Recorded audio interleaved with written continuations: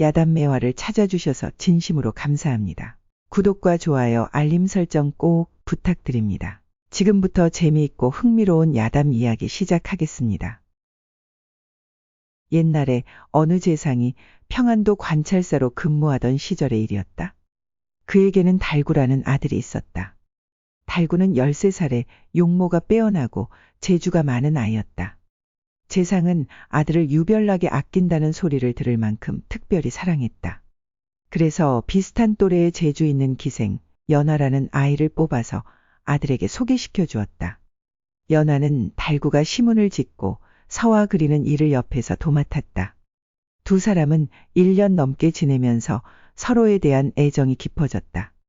어느 날 달구와 연하는 평안도 관찰사 저택의 후원에서 시간을 보내고 있었다. 저녁 노을이 서서히 저물어가는 시간, 후원의 연못가에 앉은 두 사람은 아름다움에 취해 있었다. 노을의 황금빛 물결이 연못 위에 잔잔히 흩어지고 바람에 흔들리는 나뭇잎 소리가 배경음악처럼 흐르며 그들의 감각을 자극했다. 연하는 달구의 시문을 부드럽게 읽어주며 그의 옆에 앉아 있었다. 그녀의 목소리는 달구의 심장을 뛰게 만들었다. 달구는 연하의 손길이 닿을 때마다 두근거림을 느꼈다. 그녀의 눈빛은 달구를 향한 깊은 사랑으로 가득 차 있었다. 어느 순간 정적이 흐르며 두 사람은 몇 초간 서로의 눈을 가만히 바라보았다. 그 순간 시간은 마치 멈춘 듯했다.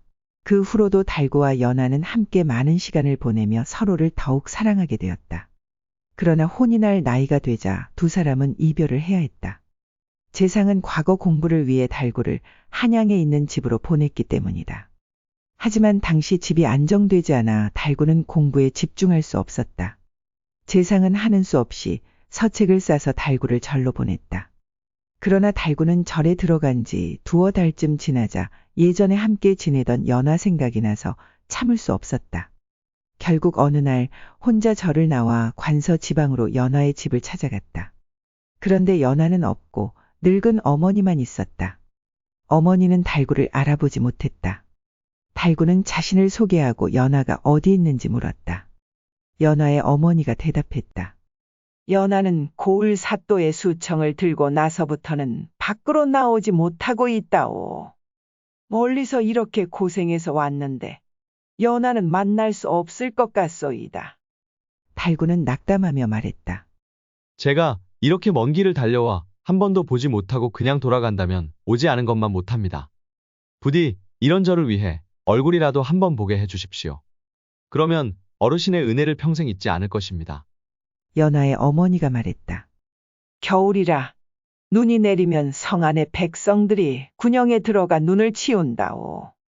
그때 마을 사람들 사이에 섞여 들어가 보시오. 운이 좋으면 한번 볼 수 있을지 모르겠소. 달구는 그날부터 눈이 오기를 기다렸다. 어느 날 밤 갑자기 눈이 펑펑 내렸다. 백성들이 눈을 치우러 군영 안으로 들어갔다. 달구는 기회를 놓치지 않고 빗자루를 들고 사람들 틈에 섞여 들어갔다. 달구는 눈을 치울 생각은 하지 않고 당상을 자주 바라보았다. 수청을 드는 기생들은 문에 기대어 백성들이 눈 치우는 모습을 구경했다. 달구의 눈 치우는 모습은 느릿느릿하고 게을러 보였다. 그녀들은 달구의 행동을 보고 손가락질하며 키득거리며 웃었다. 그런데 그 기생들 사이에 달구가 찾던 연하가 보였다. 하지만 그녀는 달구와 눈이 마주치자 급히 방으로 들어가더니 다시는 나오지 않았다. 달구는 깊은 한숨을 내쉬었다. 군영 밖으로 나온 달구는 기생의 늙은 어머니를 찾아가 말했다. 저는 잊지 못해서 여기까지 왔는데 연하는 저를 보더니 피하면서 방으로 들어가 버리더군요. 한참을 기다려도 다신 나오지 않더군요. 어찌 이렇게 무정할 수 있습니까? 그날 밤 달구는 한숨만 쉬며 잠을 이루지 못했다. 달빛이 눈 쌓인 풍경을 밝히고 불어오는 북새바람이 더욱 처량하게 느껴졌다. 그러던 중 멀리서 노랫소리가 들려오기 시작했다. 그 소리는 점점 가까워졌고 이런 노랫말이었다. 눈이 개고 구름이 흩어지니 북새바람이 차갑기만 하네. 초나라의 강과 오나라의 산으로 가는 길은 험난하기만 하구나. 맑고 청아한 그 노랫소리가 달구가 있는 집으로 다가왔다. 누군가 밖에서 외쳤다. 달구 서방님은 어디 계십니까? 달구는 그 소리에 문을 열고 뛰쳐나가 보니 바로 연하였다. 달구는 연하의 손을 붙잡고 방으로 데리고 들어가 그동안 쌓인 마음을 토로했다. 널 떠난 뒤로 계절이 바뀌는 동안에도 너만 생각했어. 이 먼 길을 왔는데 얼굴조차 보지 못하고 돌아갈 뻔했구나. 연하가 답했다. 사또의 총애를 받아 잠시도 자리를 비울 수 없었어요.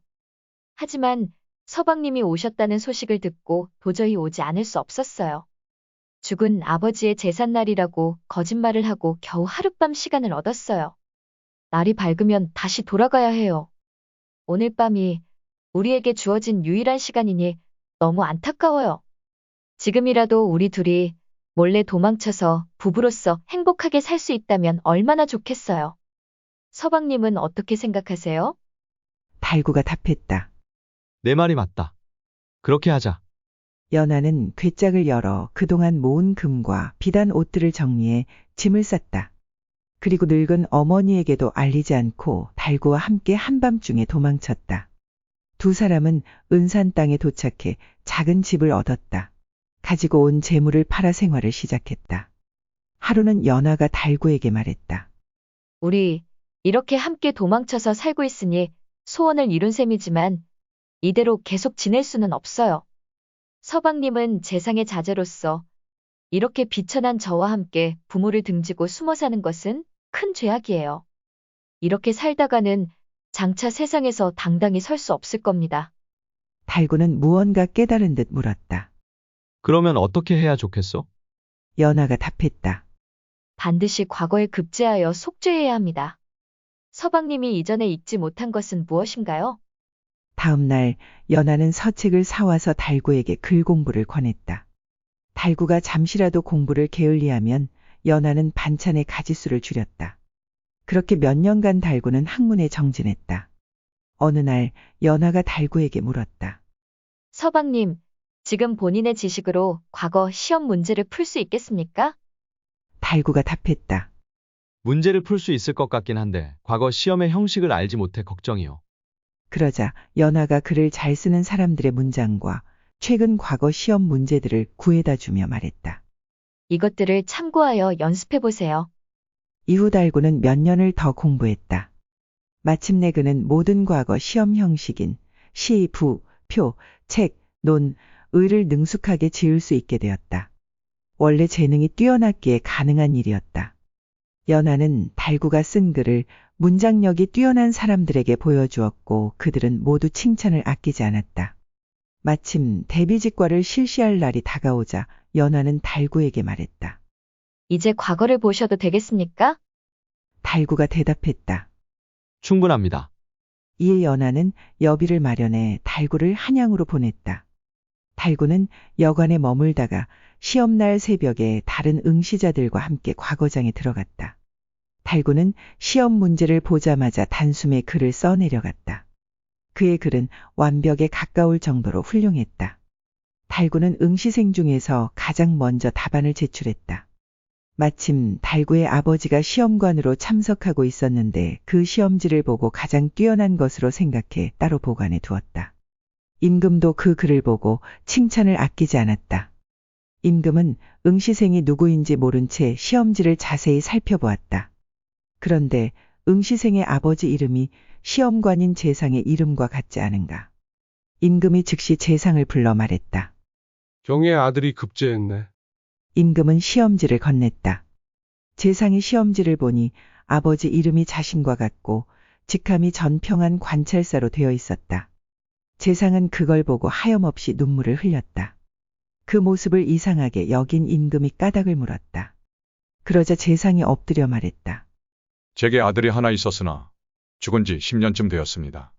그러니 이 응시생이 누구인지 정말 알지 못합니다. 임금은 즉시 그 응시생의 이름을 부르며 들어오라고 명했다. 달구는 곧장 임금 앞에 나아가 엎드렸다. 임금이 물었다. 너의 집안 내력을 자세히 말해 보아라. 달구는 자신이 겪은 일들을 소상히 이야기했다. 그제야 재상은 아들이 죽지 않았음을 깨달았다. 임금은 이 이야기를 듣고 매우 놀라며 특별히 풍악을 올리게 했다. 다음 날 임금은 급제한 달구를 만날 때 재상을 불러 함께 집으로 돌아가도록 배려했다. 그리고 평안도의 해당 고을에 지시하여 연하를 가마에 태워 한양으로 보내게 하고 달구의 소실로 삼게 했다.